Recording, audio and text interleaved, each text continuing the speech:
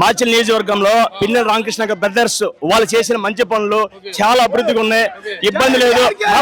మళ్ళా రామకృష్ణ రెడ్డి గారు కావాలి.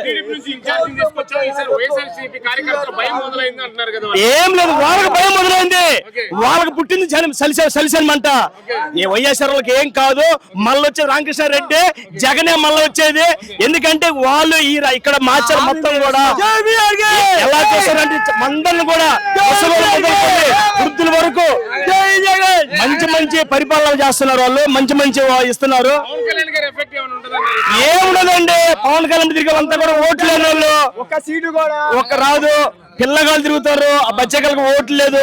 చిన్న చిన్న స్కూల్ పోయే పిల్లగాళ్ళు వాళ్ళ ఓట్లు వేసేవాళ్ళు కాదు, ఏం కాదు. నాయకులు ఎవరు లేరు, అభిమానం తప్ప ఏం లేదు. పవన్ కళ్యాణ్కి ఏం రాదు. మరి ఇక్కడ మాచల్ నియోజకవర్గంలో మళ్ళా రామకృష్ణ రెడ్డి తప్ప ఇక్కడ నిలబడే వాళ్ళు లేరు. పిన్నెల రామకృష్ణ రెడ్డి నాయకత్వంలో ఆయన ఇప్పుడు 4 సార్లు గెలిచిండు. 24లో మళ్ళీ